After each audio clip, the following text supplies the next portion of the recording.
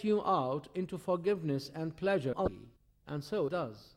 Once it is out, all angels everywhere pray to the Lord for it.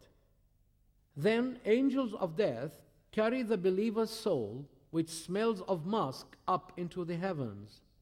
The believer is inscribed in Illiyin, the book of honor, and brought back to earth.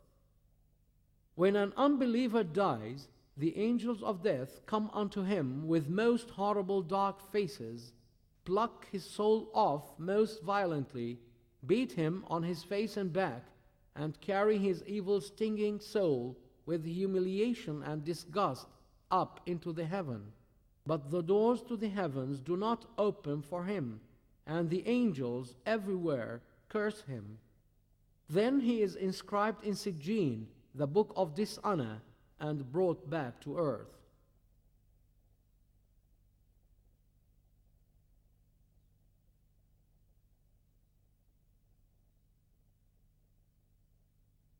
وَلَقَدْ خَلَقْنَا الْإِنسَانَ وَنَعْلَمُ مَا تُوَسْوِسُ بِهِ نَفْسُهُ وَنَحْنُ أَقْرَبُ إِلَيْهِ مِنْ حَبْلِ الْوَرِيدِ إِذْ يَتَلَقَّى الْمُتَلَقِّيَانِ عَنِ الْيَمِينِ وَعَنِ الشِّمَالِ قَعِيدٌ مَا يَلْفِظُ مِنْ قَوْلٍ إِلَّا لَدَيْهِ رَقِيبٌ عَتِيدٌ وَجَاءَتْ سَكْرَةُ الْمَوْتِ بِالْحَقِّ ذَلِكَ مَا كُنْتَ مِنْهُ تَحِيدُ وَنُفِخَ فِي الصُّورِ ذَلِكَ يَوْمُ الْوَعِيدِ وَجَاءَتْ كُلُّ نَفْسٍ مَعَهَا سَائِقٌ وَشَهِيدٌ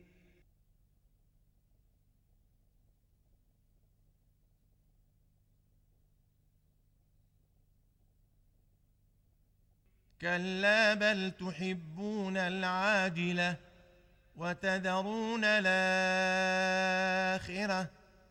وجوه يومئذ ناظرة إلى ربها ناظرة ووجوه يومئذ باسرة تظن أن يفعل بها فاقرة كلا إذا بلغت التراقي وقيل من راق وظن أنه الفراق والتفت الساق بالساق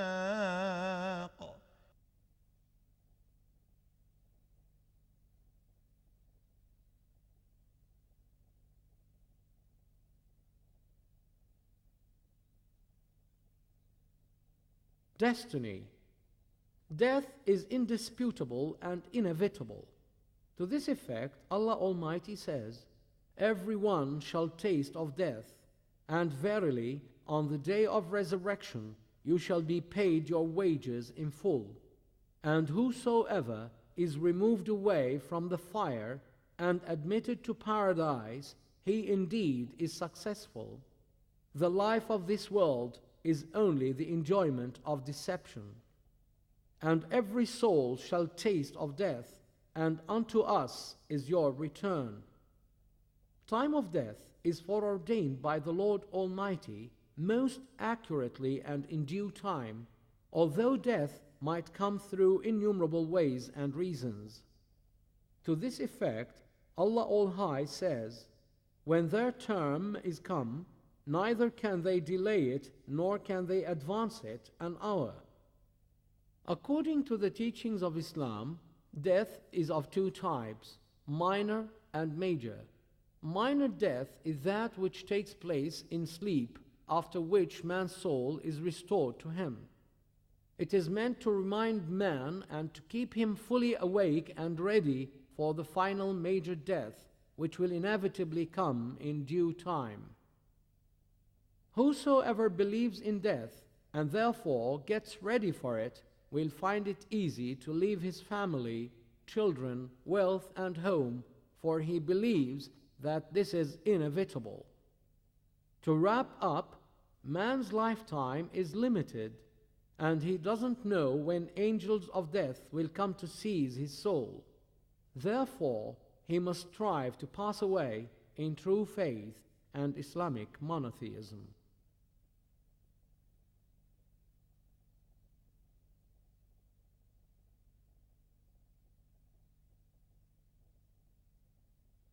وهو الذي خلق الليل والنهار والشمس والقمر كل في فلك يسبحون وما جعلنا لبشر من قبلك الخلد أفإن مت فهم الخالدون كل نفس ذائقة الموت ونبلوكم بالشر والخير فتنة وإلينا ترجعون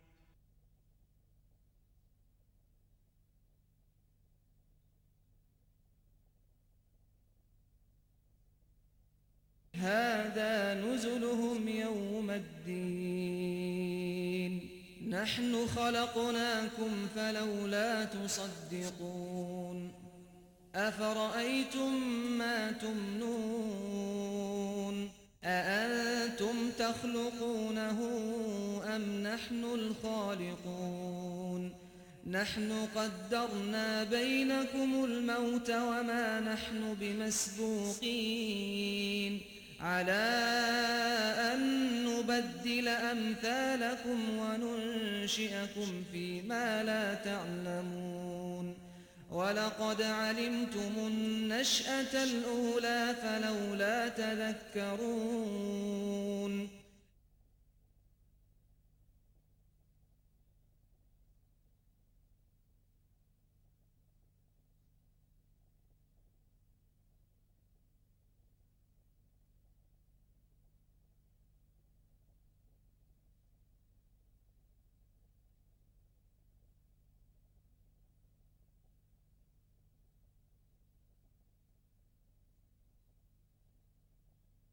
Appointed time to nations. Beyond a shadow of doubt, each and every nation has a term appointed, and when their term is come, neither can they delay it nor can they advance it an hour or a moment.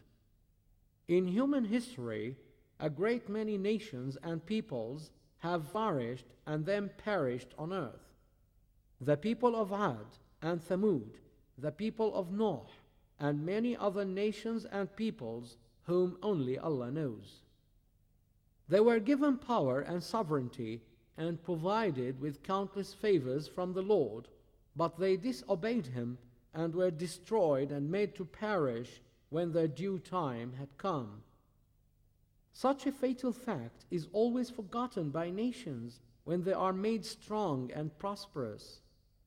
They deviate from the way of Allah and practice tyranny and injustice against their human fellows until time of divine punishment is due and they are overtaken by the Lord Almighty all of a sudden, some by drought, some by devastating wind, and others by earthquakes, riots, and wars. Innumerable are Allah's irresistible ways of destroying unbelievers and wrongdoers. When Allah's punishment is come, even prophets and messengers can avail their peoples nothing at all. Good and righteous nations, however, are granted dominion, made to prosper so long as they obey the Lord and strive for the establishment of peace and security on earth under the umbrella of true faith and Islamic monotheism.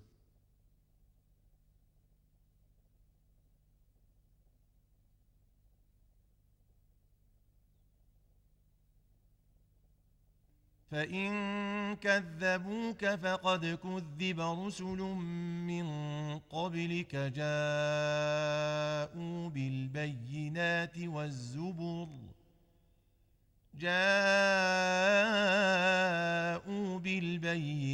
والزبر والكتاب المنير كل نفس ذائقة الموت وإنما توفون أجوركم يوم القيامة فمن زحزح عن النار وأدخل الجنة فقد فاز وما الحياة الدنيا إلا متاع الغرور.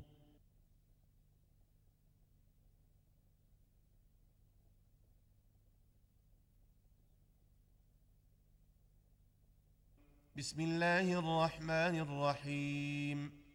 إنا أرسلنا نوحا إلى قومه أن أنذر قومك من قبل أن يأتيهم عذاب أليم. قال يا قوم إني لكم نذير مبين. أن اعبدوا الله واتقوه وأطيعون. يغفر لكم من ذنوبكم ويؤخركم إلى أجل مسمى إن أجل الله إذا جاء لا يؤخر لو كنتم تعلمون. قال رب إني دعوت قومي ليلا ونهارا فلم يزدهم دعائي إلا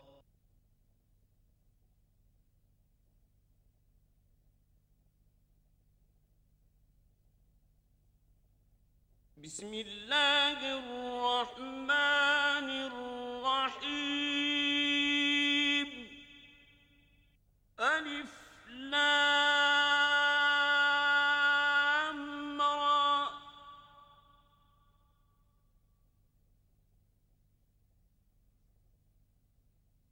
تلك آيات الكتاب وقرآن مبين. ربما يود الذين كفروا لو كانوا مسلمين. ذرهم يأكلوا ويتمتعوا ويلههم الأمل فسوف يعلمون. وما أهلكنا من قرية إلا ولها كتاب معلوم. ما تسبق من أمة لها وما يستأخرون.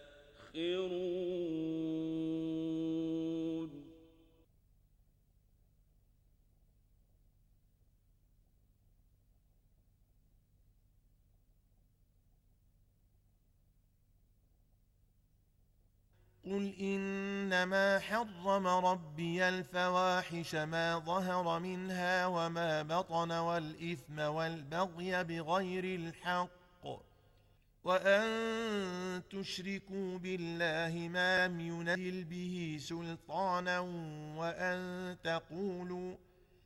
وأن تقولوا على الله ما لا تعلمون.